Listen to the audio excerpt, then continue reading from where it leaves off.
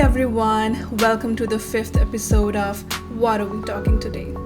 Today we are thrilled to have a truly special guest, Dr. John Gardner. He is an assistant professor in the Department of Earth, Marine and Environmental Sciences at the University of North Carolina at Chapel Hill. His work explores how we can better understand river systems, spatially using satellites. Dr. Gardner's research provides a fresh perspective on rivers, viewing them not just from the ground but from space. By using satellite imagery, he studies rivers at a global scale, helping us understand how they are changing, what their colors reveal, and how satellite data can fill critical gaps where on the ground monitoring is limited or unavailable. Stick around for this insightful conversation with Dr. Gardner.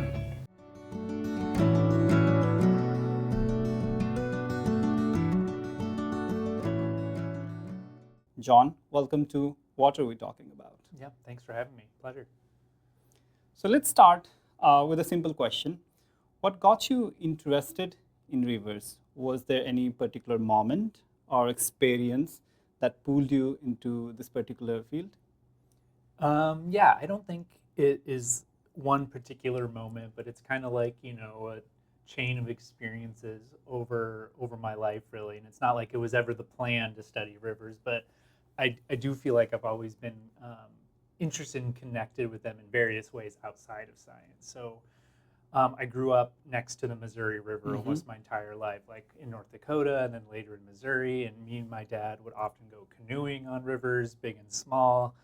And my dad was also kind of like an armchair river historian. All of our family vacations would like kind of revolve around, let's stop at this historical site on this river where there was this famous explorers that came here, or where there was this Native American civilization that had a large city right here on this river. And so that was like so much a part of my childhood, was kind of like exploring history through rivers. And so, I probably thought it was boring at that point, but now I think it's fascinating. We were always upset with my dad for bringing us to all these boring museums along rivers. So that was the big part of the life. But then, like, also growing up, I feel like I was always really passionate about water conservation. I can trace that to a moment where you have someone from like the Department of Conservation come to your elementary school and talk about how little fresh water there is in the world.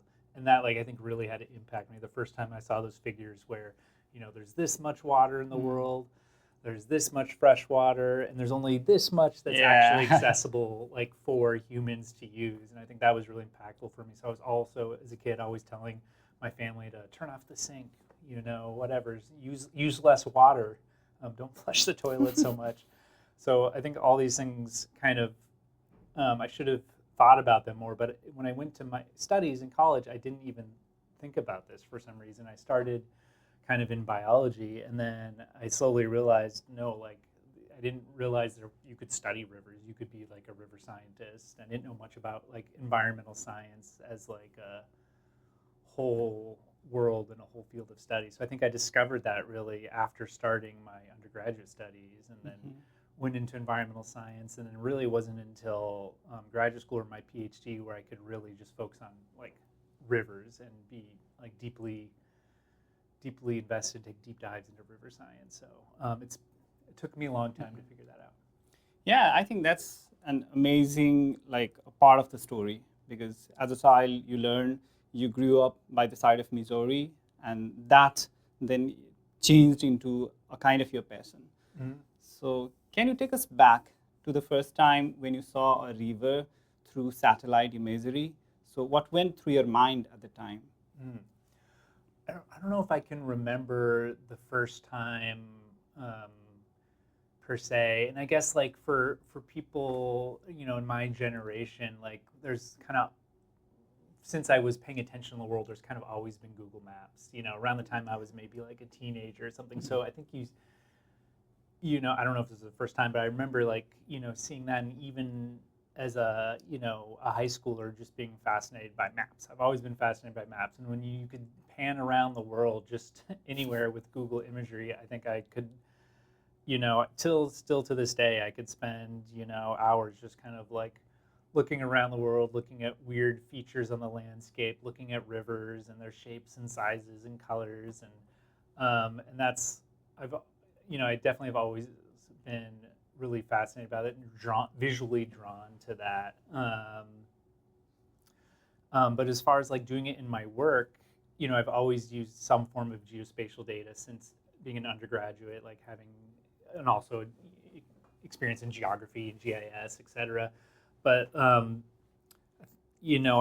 wanted, so I've always had some sort of geospatial aspect to my training and the research. But then again, I didn't really get to like dive into images until a little bit in graduate school, but mostly my postdoc, where I really got to like dive into images. But I also found the way that I needed to deal with images, you didn't actually get to look at them as much as I hoped. It's mostly programming and data. Yeah, my first really research experience is kind of like I found to do the research I want to do to answer the questions. It was actually mostly like programming and telling programs how to analyze images. And my first, my most formative experience doing that is also via cloud computing. So you're getting a little separated from, you're still dealing with images, but you're not like, I wasn't necessarily trained in dealing with an image one by one, which is kind of what I,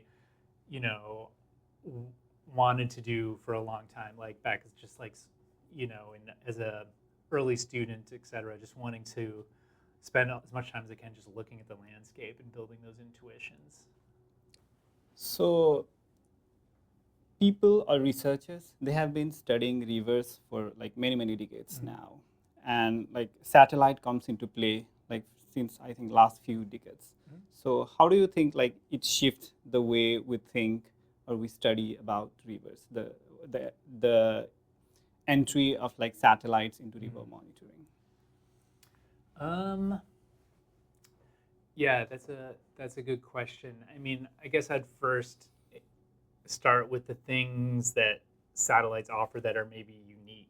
And I mean, one of those things that satellites offer that are unique, that you just basically have one measurement or a few sensors, if it's a couple satellites that are measuring the same thing, that you can create like one comparable data set of something about a river, how big it is, how wide it is, how much stuff is in it, whether that's sediment or algae, other stuff. You can actually build one consistent comparable data set everywhere in the world or everywhere in a particular continent, which is a unique thing. Before it's hard to put together a bunch of measurements that hundreds or thousands of people using hundreds and thousands of different instruments around the world to like make those comparable with satellite. That's like one of the true powers of it, is that you can have this consistent comparable data everywhere. So I think that's opened up a way to really kind of do like global river science is possible now, and like truly comparative river science where you're measuring the rivers themselves, not just measuring perhaps the discharge at the outlet of a watershed as a way to think about the whole watershed. We can measure the water, what's in it, how big it is, like what's next to it, the vegetation that's around it. So there's so many different satellites now that can measure so many different things, from soils to vegetation to precipitation, soil moisture. So we can really put together almost like the whole hydrologic cycle in some sense and do it in a consistent way everywhere. And so I think it has opened a lot of doors and like kind of opened up new subfields within river science, within hydrology. And right, there's things about rivers that make it very challenging, them being very narrow, small features on the landscape. And so that's a part of what interests me. But how can we extract this information from this kind of branching, dendritic, narrow feature on the landscape compared to an ocean or a Great Lake or something? Yeah. So we can see that the traditional way of monitoring or studying rivers and the new way, that's the satellite, provides a power that we can take a snapshot of the whole thing at once, whether it was limited to a very specific section or specific section of river before. Yeah, it really sounds pretty cool. Well, that reminds me of your paper, The Colors of River. I found that paper very interesting. You talked about like how the colors of river can tell some stories about river. So can you share a bit about that? Yeah. I think right. So the color of a river, that's something that I feel like people can easily connect with, right? People, at least who have vision and can see that, um, right? You can go to a river and say, hey, that looks brown, that looks green, that looks orange, that looks clear, and so that's something that I feel like people can really connect with. But with satellites, that color, we can just measure the color itself as the human eye sees it, which is what that paper um, does. And, but what we can also do with satellites, what that color represents is what's in the river, right? How much sediment, how much algae, how much carbon, and which are the majority of it. And now, in certain cases, perhaps how much iron or acid mine drainage that can make it orange, or these other things. So there's so in that paper we mostly just tried to quantify the color as the human eye can see it everywhere in the U.S. over the last 40 years in all rivers. And so I think it provided this visualization, this way that people can easily connect with and say, hey, yeah, my river in my backyard is brown and it's changing. And I didn't know that, or I've anecdotally noticed that. I've lived here 30 years in Pittsburgh and I've noticed this river getting greener, and now we can like show that that's true. So it's always really interesting talking with people who don't know about satellites, how these trends or how these observations we can make align with people's experiences. But also, though, that paper, like I said, was kind of like, this was step one. This was what we need to do in order to get to that eventual goal of measuring what is the actual stuff in the river that's making it that color. Work that many folks in our lab, including yourself, Rajaram, are doing now in rivers. So yeah, being able to observe rivers from satellite, I think it gives us the power and like provides a wealth of data for the researchers. And I think obviously researcher then will obviously they can transform those data into some kind of useful information or insight, right? So what kind of data can researcher produce out of these satellite monitoring from for like river monitoring? Oh, so many different things, and this is growing every day. This is a field that's rapidly changing. But so some of the things that I'm most familiar with, the things that like at least I'm most familiar with measuring in rivers, I mentioned a few of them already, but we can measure the concentration of sediment, the concentration of algae, sometimes using chlorophyll A as a proxy, the concentration of dissolved organic matter. But there's a number of things that we could do even before that. Like earlier, we could measure the area that a river takes up. So maybe how much flooding has happened and how much space that inundates. We could measure now. We're beginning to measure the flow rate through rivers, how much water is moving through it.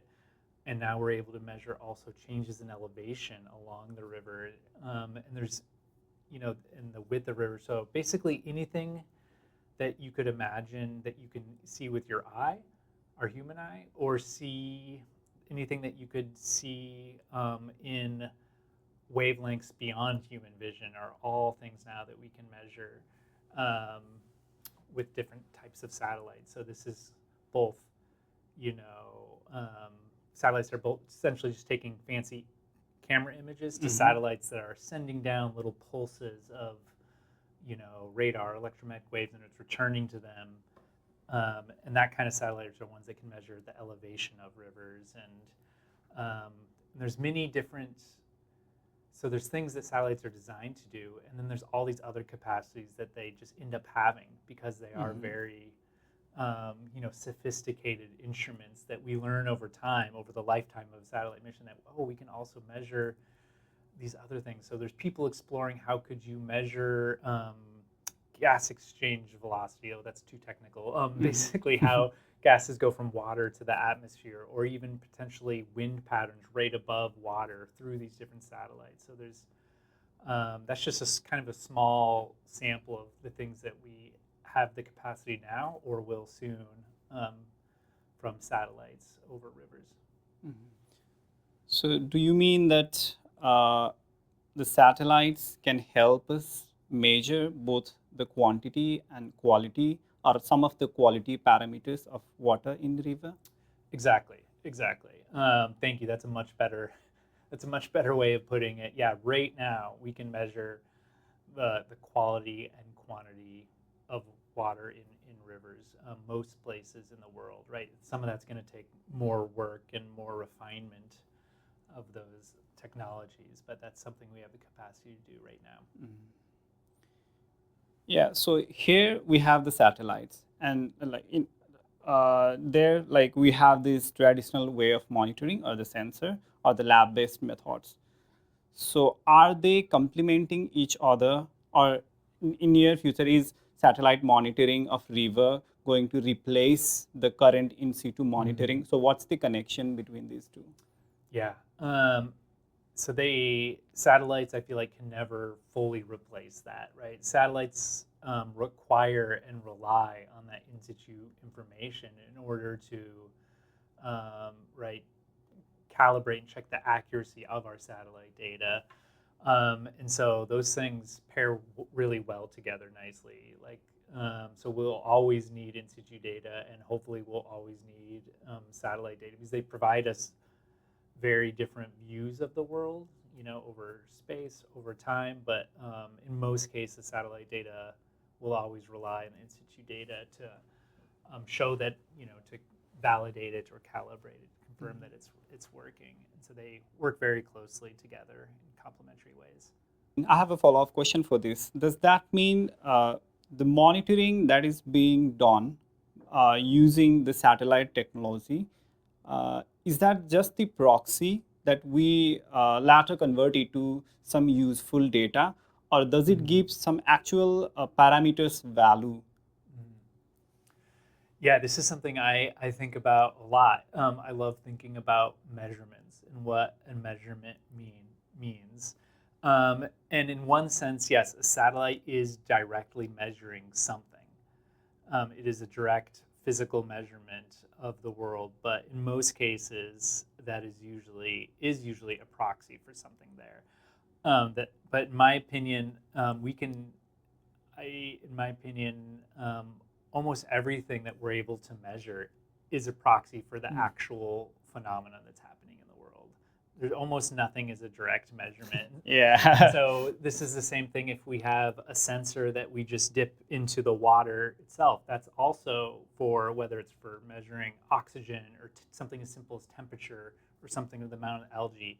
What that sensor is actually measuring basically is the electrical current, or in some case, or the wavelengths of light that's reflecting back to it. And so it's not even directly measuring even something as simple as temperature. It's not actually measuring the temperature.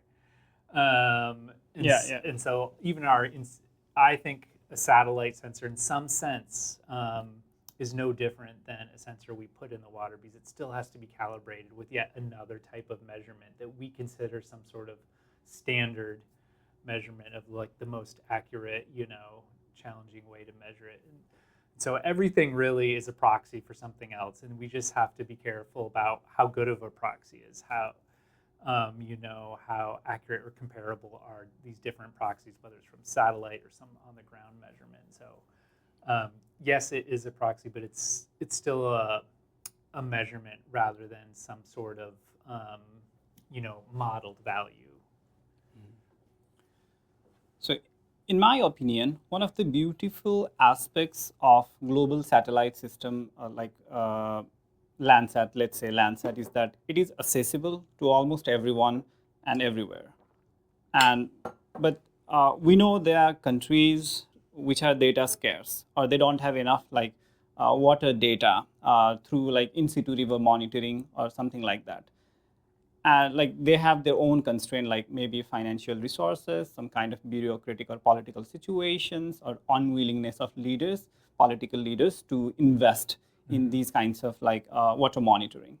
So do you believe satellite based river monitoring has the potential to to fill the data gap in these regions and create a meaningful impact to like the society or to the region over there.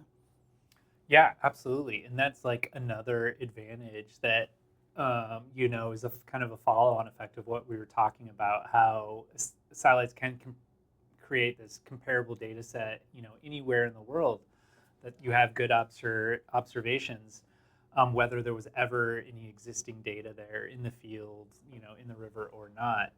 And so it offers this huge opportunity to build data sets where there are no data for people to, for governments or people to like know what are the potential risks or the potential opportunities, in their environmental resources or their water resources. So, but I would say to make, right, we can't just create a data set and throw it out there and it be instantly useful. Like, I think over time it's going to take more engagement with the communities where there are no data, and like what sort of data is actually useful for that country, that agency, that community, like, and how I might design and generate data might be different from what their needs. Maybe they need it, more upstream rather than downstream, or they need it, whatever spatial resolution is useful for their needs. So I think there's this is something you hear more and more, I think, in the satellite remote sensing, the kind of applied satellite remote sensing community, is there needs to be like more stakeholder engagement to make sure that we can make products that are useful for as wide a group as possible. And maybe, part of that, we don't need to have one type of data set for all uses. So we should be creating, from the same root satellite, from this many types of data sets that can serve different needs. Yes. So can you name like a few of popular or widely used satellite images or satellite systems right now that you have been using, other research communities using to monitor rivers? Yeah, as far as ones that can measure water quality, the most widely used ones that I use and many others are Landsat, which is the longest record we have, at least for usable data. We go from 1984 until now, and likely will continue as long as NASA exists. And another one from the European Space Agency is Sentinel-2, which is a very similar, but a slightly newer one. So kind of just released in 2014. And there's a whole constellation of kind of earth science satellites that some are designed for water, but most actually aren't. We've just been able to use them for rivers. Landsat is an example. It was designed for land, hence the name Landsat. But we can use it for water. It's a great thing. Some other examples would be MODIS, which stands for the Moderate Resolution Satellite System. And so that's one that is largely, that's for land and ocean. So, but that one's, we now have a 24-year record.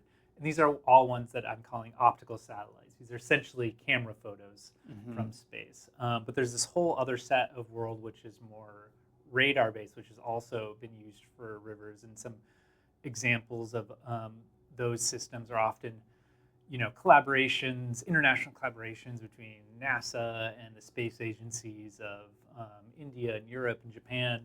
So they have ones that, what are some of their names? I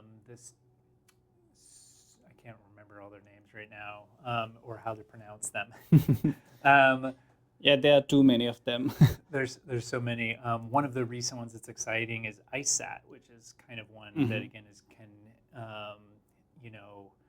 measure elevation, maybe can penetrate through ice and water, and it's designed kind of for more polar regions, but people are finding lots of interesting ways to use it in rivers and floodplains. So there's many systems, and yeah, being able to connect all of these, I think, is a really big opportunity going forward. Yeah, that's a fantastic perspective on the potential of satellite-based monitoring of these rivers. Now let's talk about some of the challenges. So what has been the biggest challenge that you have faced while using this satellite data, like monitoring the rivers? Yeah, I mean, there's so many small technical challenges you need to solve along the way, and that's just part of the research process, and it's part of the fun. And so, not talking about what those challenges are specifically, but some of the unique features of rivers that create those. And one of them I mentioned before is that right, they are these narrow targets. They're sometimes only as wide as a pixel, right? The smallest unit that we can measure in an image, in a photograph. So can you give like maybe a small example of how wide the pixel is, or what is the threshold of width of river? Yeah, a range of widths of rivers that we're able to measure with many of the satellites we use are 30 meters, sometimes down to 15 meters, but often larger than that too. So we generally have to have larger rivers to measure, and that's for various reasons. But mostly, if a pixel is much larger than the rift of the river, you can't actually measure that river because there's land within that pixel, the river banks. And so, roughly 30, 15 meters. But these features of rivers, the fact that many rivers move around, that they're narrow, that they change in their volume and width really frequently. So they're essentially a moving target, where satellites are kind of, we're mostly thinking about static, non-moving targets when we're measuring them with satellites, unless it's a geostationary satellite, meaning it's always hovering over a place and taking images every few minutes. And so those are some unique challenges of rivers, that they're narrow, they span entire continents, so they're these long narrow features, and they move. And so those are some of the challenges we've had to solve, and they can go dry. And so like always, one of the challenges is being really accurate of where there's water, river water, and where there's not river water. And so that's some of the technical stuff. I would say some of the more outside of this, like, I don't know, maybe more philosophical or political challenges are that the kind of remote sensing that's based on color, so measuring what's in the water itself, not where's the water, how wide it is, how big it is. That is a world that has been traditionally very technical and is really based in oceanography and oceans. And so I think we've had to, as like maybe a more river scientist or inland river scientist, we've had to kind of take things from that world but adapt them to meet the needs of rivers. And that's been a little bit of resistance, honestly, from a community that is not used to having a bunch of people that don't think in terms of physics and ocean physics and physics-based models in order to extract information. Most of what we do is use a data-driven based model. And so this is an age-old debate across many disciplines. Are we, should we be using a process or physics-based approach or a data empirical-based approach, which is a debate not worth having. We need them all. They're all important, but it's a challenge that I'm facing, and many, newer scientists to this field are facing. Yeah, obviously, I think the one of the beautiful part of river is that it is dynamic, because that gives that is why there are these aquatic habitat system and all, and that's again a challenge for us to monitor the river itself. It's both the thing we want to study, and it's the thing that makes it challenging to study with satellites. That those dynamics.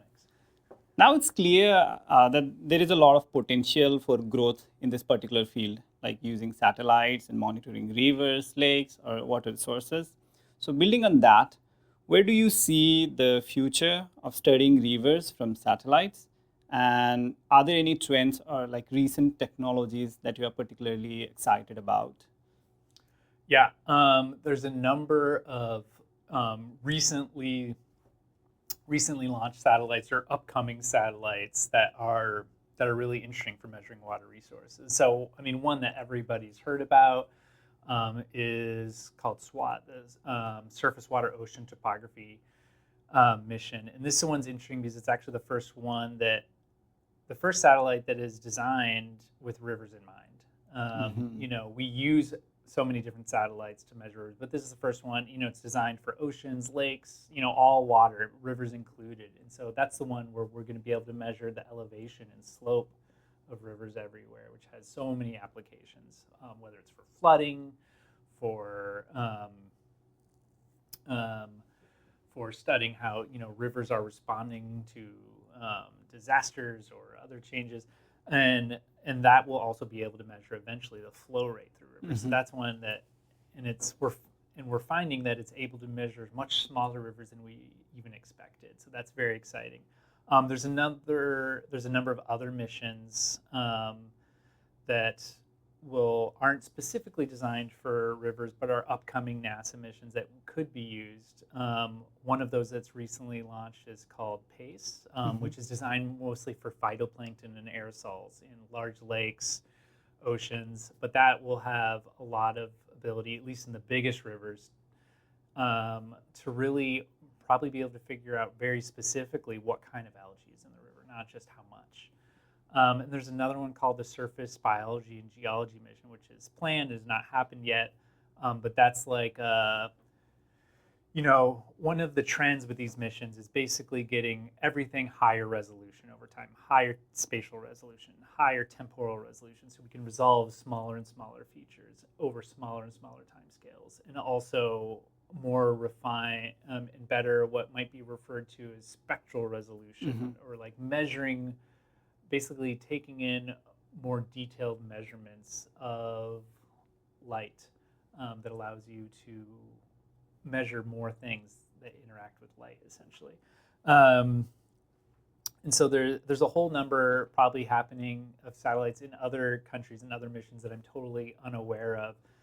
Another one of the exciting things that's happening, this is more in the private industry, but which I have mixed feelings about in some sense, but many of the private satellite companies are collaborating more with trying to make their data a little more accessible to researchers, to governments. And the way most of these companies work is they have constellations of satellites, very small satellites called CubeSats. And so they're very cheap to run and operate. Generally, maybe like a little lower resolution in some sense, as far as like the accuracy of or the spectral resolution. But the benefit these have is, since it's a constellation, there's hundreds of them. And so you can get much higher frequency measurements, maybe daily measurements, and sometimes down to like a 1 meter pixel size. So we can resolve even smaller things with it, even if the photographs themselves may be less quality. They have higher spatial and temporal resolution.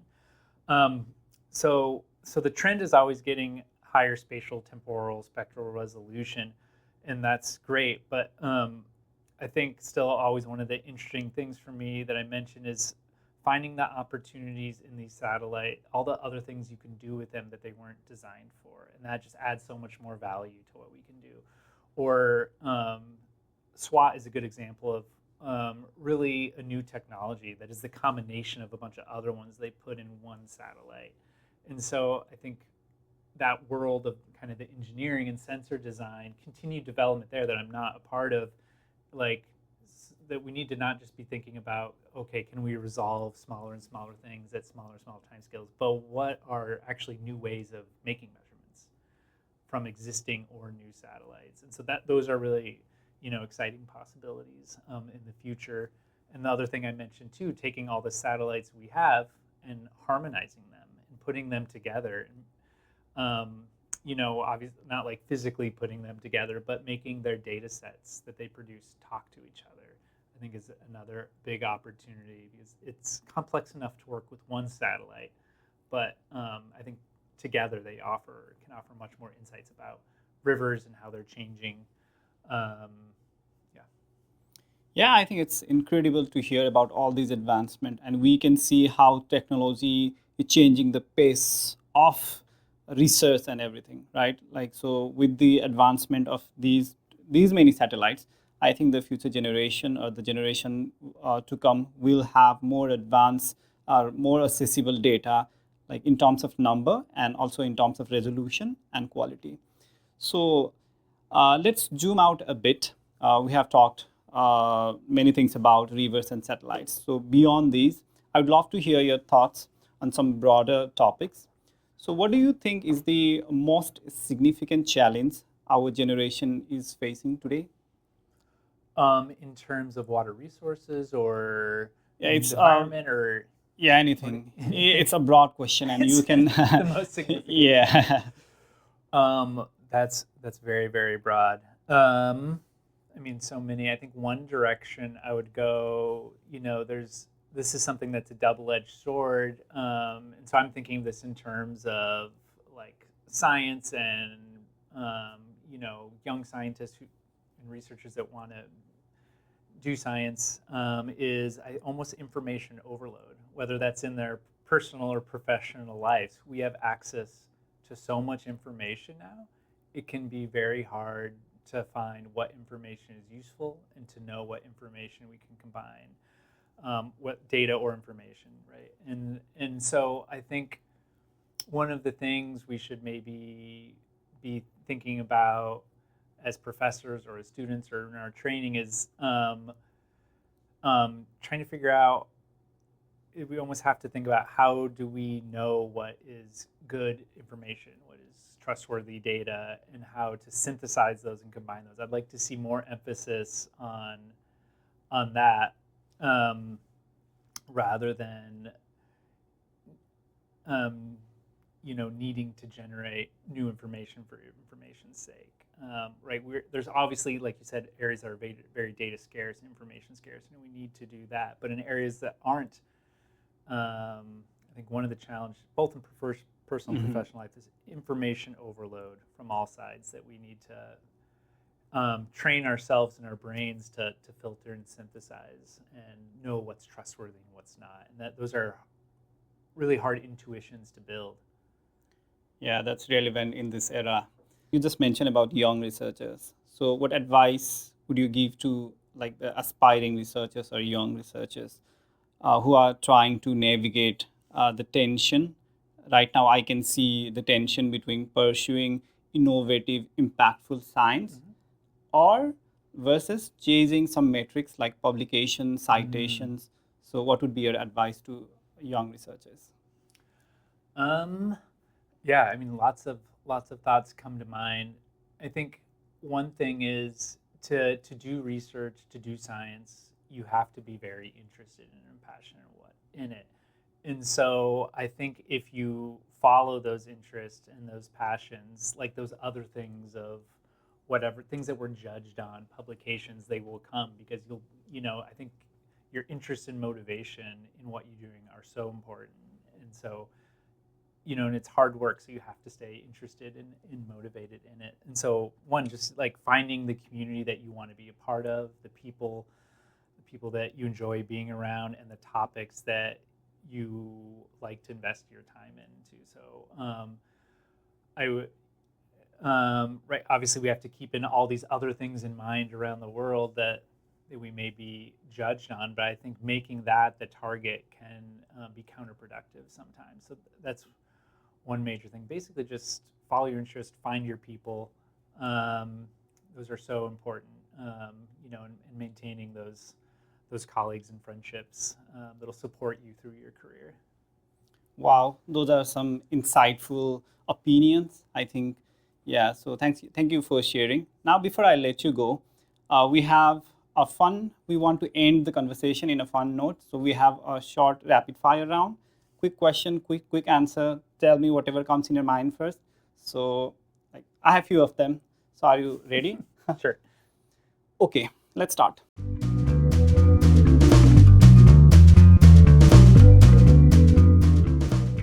If you could teleport to any river in the world right now, so which one would it be, and obviously why? Oh, the Amazon. I've just always wanted to go. Biggest river in the world. In this amazing biologically diverse rainforest. So much interesting wildlife there. I've had a number of projects going there, but I've never been there, and I feel weird studying a place that I've never been to, and I've always wanted to go. Yeah, that should be a dream of, I think all researchers working in rivers. So if rivers could talk, what do you think they would say about us, about human beings? Oh, I do not think they would like us very much in most cases. Right, True. there's an idea amongst many native communities that rivers have a soul, and there's even policy in some places that a river should be have the same rights in some sense as a human, and so that's a very beautiful idea that rivers are one of the first kind of ecosystems to kind of, or maybe the second ecosystem really, to kind of get destroyed by everything that humans do, because everything we do drains into rivers, and there's so many, and they're all sizes, and so they can sometimes, small ones can be, and large ones can be easy to forget sometimes. So I think a river would say, leave me alone, I don't know. Yeah, that's interesting. So what is the most breathtaking satellite image of a river you have ever seen from satellite? Yeah, probably. I think it's called the Lena River Delta, which I believe goes into does it go into the Arctic or into a lake somewhere near Russia? But it's just so beautiful, and it was an image of it that they modified the colors of it too, and so it's just this beautifully huge, just perfect fan of a delta that just has so many little lakes and ponds within it. It's just a very beautiful mosaic. Like, yeah, images of rivers are just great art. I don't need paintings. If I could just have doctored satellite images all around my house, that's all the art I need. Yeah. We can see some beautiful images in the university too, right? Absolutely. So tell me about your dream project you'd love to work if you have enough funding and you are free to do. You don't have any other work and you are free to do. You have money. So what would be your dream project to work on? Yeah, that's interesting. I mean, don't say you want to go to Mars. No, absolutely not. I'm afraid of being in space. No, I think it would be kind of something similar to what I'm doing, but at the biggest scale possible. So, right, having this global observatory where we can put together every single measurement of and in around rivers, about their floodplains, et cetera, right, and being able to put all this together in a visual way that people can interact with it. So almost like three-dimensional. Imagine being able to, instead of Google Maps, being able to walk through all the rivers of the world and their floodplain forests and their trees, examples, so people can experience these things that we only get these little views of when we're driving over a bridge, when we're just being able to connect people with rivers. But all that data I want to put together for my science, but I think it'd be interesting to almost do some kind of social science with that data as well, which is not my expertise, not my training. And and one of the questions I always have with that is how, rivers have influenced me a lot, but I'm always curious how they influence other people. And right, a lot of what our research does is kind of how people and and climate influence rivers. But I would love to have a project that does both. It does the reverse also, how those rivers are influencing people. So I'm always curious, what is people's interaction with rivers, the amount and the frequency, and what kind of rivers, how does that influence what they think about rivers and how much they're thinking about water, and that's ingrained in their head as part of their world. And so, I'm imagining if almost everyone has a cell phone in their pocket, this is too invasive, but if you can basically use the data of how everyone moves the world to know how much they're actually coming into contact with rivers and where and how polluted those rivers, how can they actually see those rivers due to elevation differences? I'm just curious how the exposure to rivers influences people. Yeah, I think it's a very interesting thought. I must say it's a kind of visionary, because in the era of social media where people are spending so much time watching a lot of, I don't know whether useful, not useful, videos or contents, I think this could be a very good addition to society, not only for researchers, for a public too. Yeah, that's a really interesting thing. So if you weren't working in hydrology, where do you think you would be?